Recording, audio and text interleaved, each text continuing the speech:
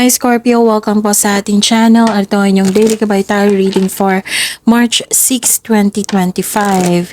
Please be reminded kung naka-resonate kayo, comment down. Kung hindi kayo naka-resonate, ibigay niyo po sa iba kasi general reading po ito. This is for you Scorpio ngayong March 6, 2025.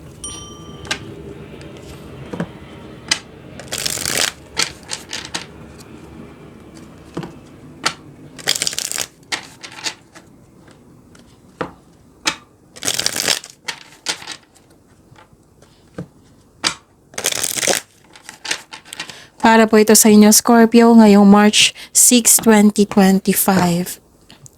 Maraming salamat po sa inyong patuloy na suporta at maraming salamat din po sa mga hindi nag-skip ng ads.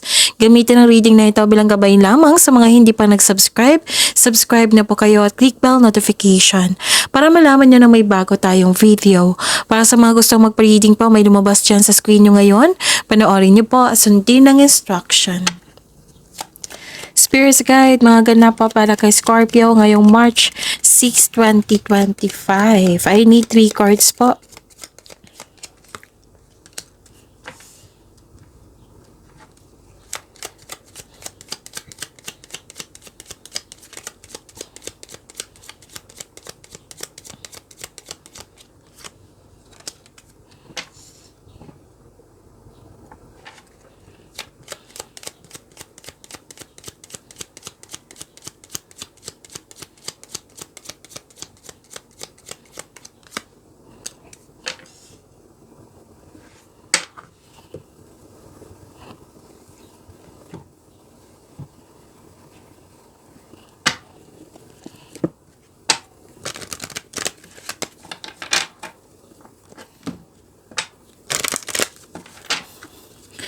Spirit Guide, mga mensahe po para kay Scorpio ngayong March 6, 2025. I need 2 cards po.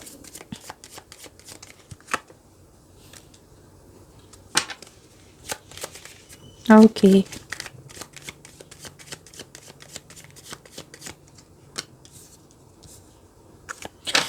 Okay, Scorpio.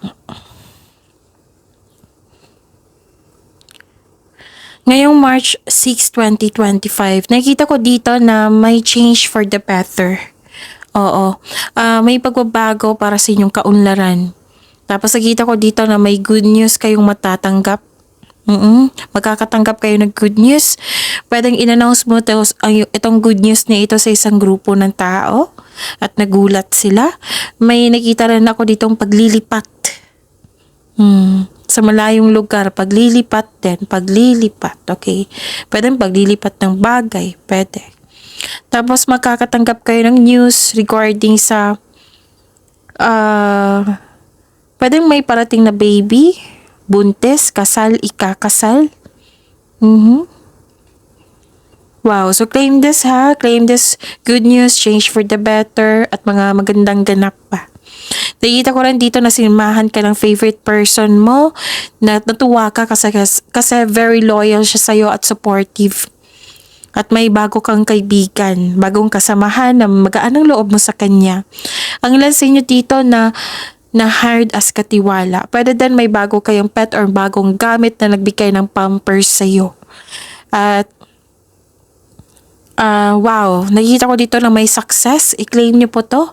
Scorpio, may success, may nakita kong positive outcome, at happiness, joy and happiness. You deserve this, Scorpio. Yes, you deserve this success. So this is overcoming obstacles. The end of a tough cycle approaches. And huwag kayong mag-alala ha. Nothing will come of this situation kasi parang nag-alala kayo dito. Spirit Guide, ano po yung energy ni Scorpio ngayong March 6, 2025?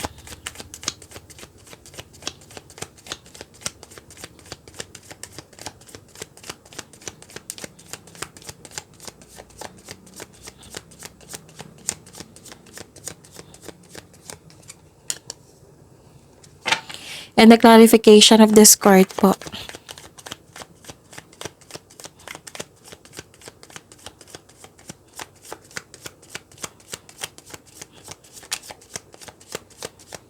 Okay, Scorpio. Kung may narinig kayo or may nakita kayong repeating message, meaning to say, pinupush ng cards niyan kasi ang ilan sa inyo hindi pa binigyan ng atensyon.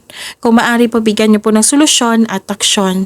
Remember, Scorpio, at the end of the day, alam mo na ikaw lang taong may kakayahan at responsable na gumawa na sa sarili mong katotohanan at kinabukasan. So ano yung energy ni Scorpio? Hindi kayo nagkasundo sa isang tao, pero nag-uusap kayo dito para may masettle na. May disharmony, hindi pagkakasundo, may disbalance. Inaayos mo to, binigyan mo ng aksyon to. Scorpio, kitang-kita ko dito. May frustration din dito May separation, may maraming case ng separation May nag-promise na hindi niya na-meet, kaya may complain, may avoidance of choice, or may posibleng may nag-promise sa inyo na hindi niya nabigay. Nalilito ka rin sa paggawa ng desisyon. So, may disconnection sa isang tao. Pwede din na andyan siya pero hindi maganda yung treatment or hindi okay. Hindi kayo okay. Okay? Tapos, nakita ko rin dito na may concern kayo sa pwedeng lumabas ito kahapon sa inyo. Napanood niyo ba? Yung March 5, 2025. Oo, na may concern kasi isang tao na hindi naging okay ang inyong connection kasi naging dependent yung tao sa'yo. So, sabi po ng card dito, look inward to see where you can find the source of this harmony. Para mabigyan mo ng solusyon. Yan yung process niyan Like, nalilito ka, naguguluhan ka, bakit ba kami nagkaganito? You can find the solution basta balikan mo yung punot dulo kung bakit kayo hindi nagkasundo. Basta kasi mabibigyan mo yan ng solusyon May nakita rin ako dito, may nagsabi sa akin ngayon, basta may sinabi mo na, nag-promise ka pero hindi mo nabigay, bakit ka nag-promise? Okay? So, diniscuss mo kasi hindi siya for fight yung away, kundi gusto mo ng clarity, yung gusto mo ng klarong-klaro na i-clarify ko lang, sabihin mo sa akin kung bakit ka nag-promise pero hindi mo binigay, responsibilidad mo yan pero hindi mo ginawa. Kasi ito si Scorpio, prangka to pag puno na. Sabi mo, ganito na responsibilidad mo ang ganito pero hindi mo ginawa, nag-expect ako kasi sinabi mo. May ganap na ganyan na kinaro mo, hindi for fight, hindi for away, kundi gusto mong ayusin. Okay?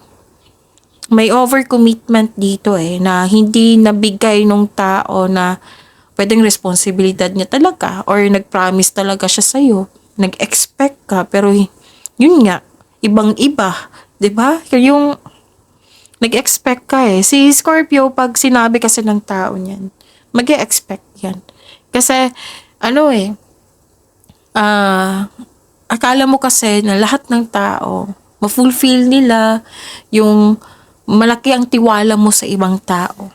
Malaki ang tiwala mo sa binigay na promises. Which is walang masama sa ganyan, Scorpio. Kasi kahit hindi ako Scorpio, kahit ako pag may sinabi sa akin, mag-expect ako. Pero now na na adult na, may edad na, marami ng experience, so mas lumawak yung pag-intindi ko. May promises. Promises is always yan na ma-broke. Masira, 'di ba? So, 'yun. Okay? Pero nag-uusap kayo dito. Gusto mong isettle na kasi nababother ka Bakit ka ganito naging disbalance, nagkaroon kayo ng hindi pagkakasundo. So gumagawa ka ng paraan dito with action hindi lang to iniisip. Kasi napuno ka na na that's enough na kasi sobra na, so kailangan ko nang i-confront to. Okay. So, nag-decide kayo dito na ayaw nyo na mag-overthink. Kasi the other day, pwedeng last week pa ito na nagkaroon kayo ng anxiety at pag-alala dahil sa promises, dahil sa responsibilidad na hindi nagawa,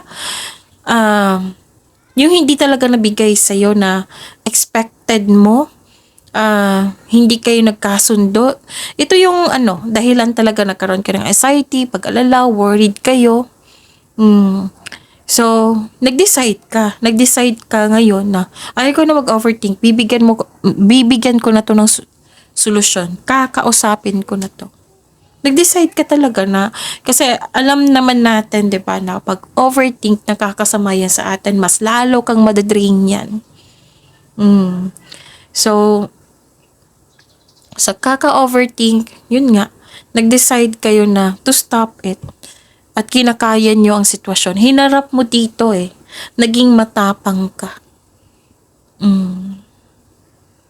Kasi nakita ko dito, wala to. Wala na akong pag-asa nito. Baka ganito na talaga yung sitwasyon or ganito na talaga siya. So, kailangan mong yung binigyan ng aksyon, hindi lang pagpaplano, kundi binigyan ng aksyon. Napuno ka na Kitang-kita ko dito. Spirit's Guide, career and money po ni Scorpio ngayong March 6, 2025.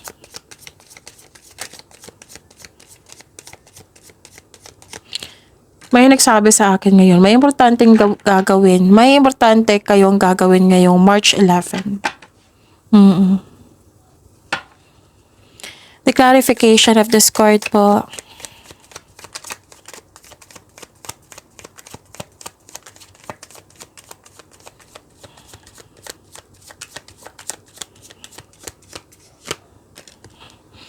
Ang ganda.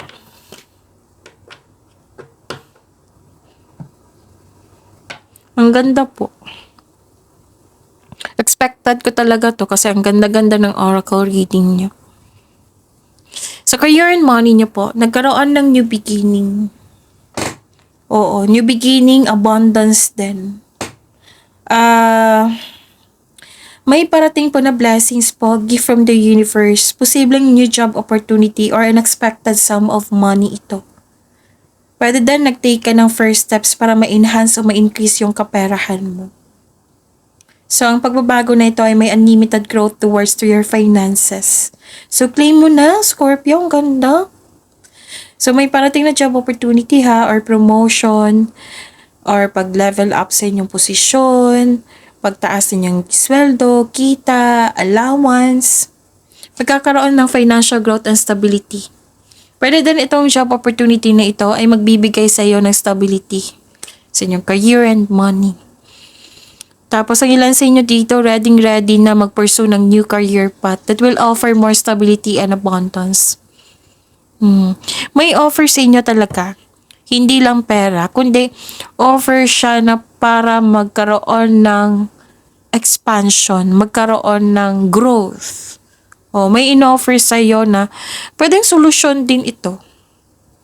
Solusyon to sa inyong concern. Na may solusyon na.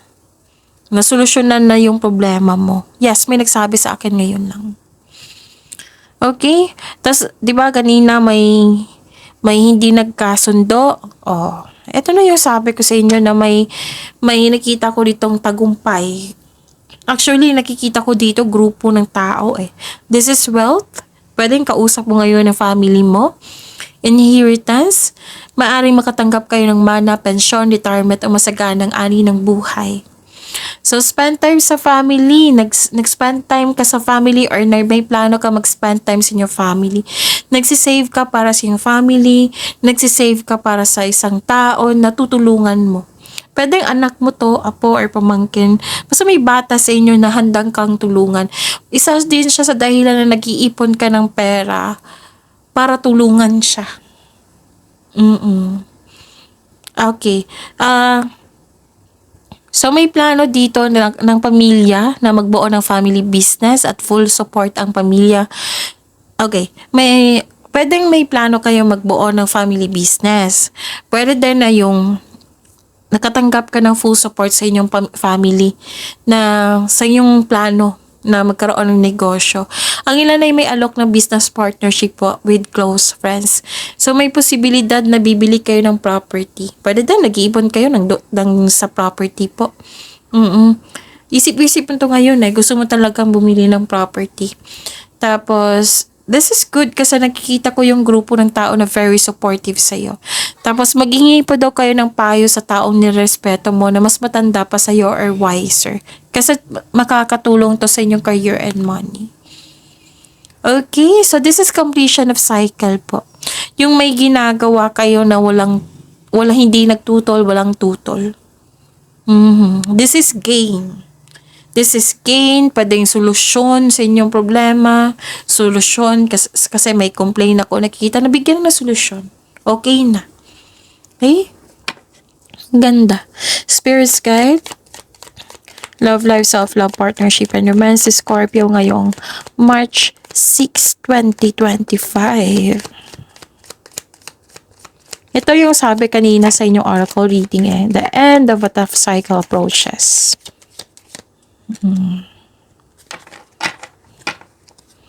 The clarification of this card po.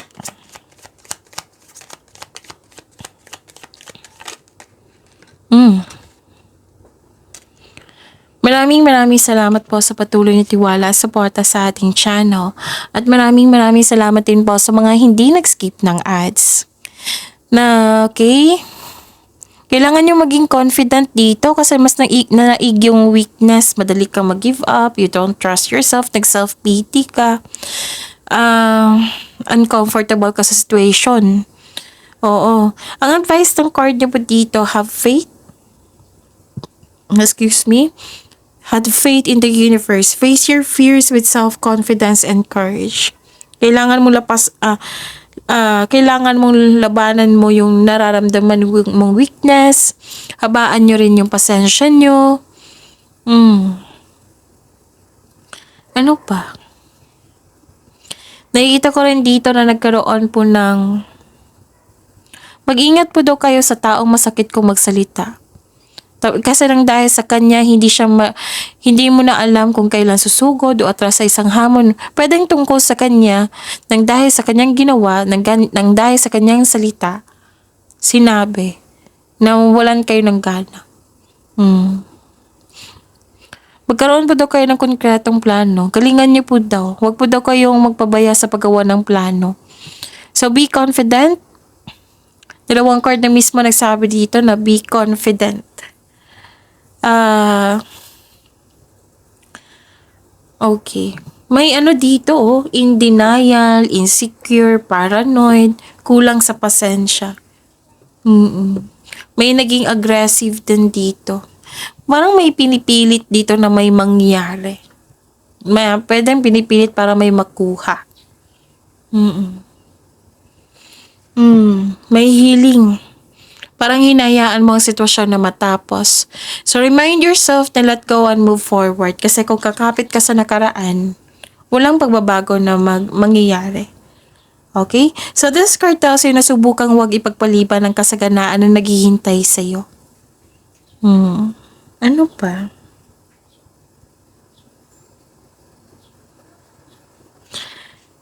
Okay.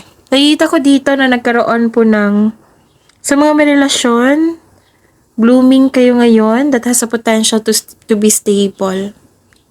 Sa mga single, naging practical ka sa buhay romansa. Interesado ka lang sa mga stable na trustworthy. May matatanggap talaga kayong good news. Pwedeng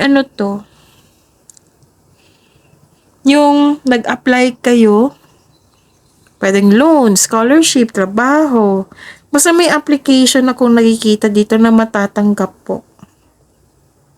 Pwede din pagtanggap sa bagong tao sa inyong buhay na binigyan mo ng sagot. So you are putting effort without rushing. Okay, so this is granted yung manifestation mo. Yes, sabi dito granted yung manifestation mo. May solid beginnings. So, pag-imanin niyo po yung blessings sa binigay sa inyo, Scorpio. See you tomorrow. Please like, subscribe, and click the button for notification para updated po kayo sa daily tarot reading natin. Maraming salamat po.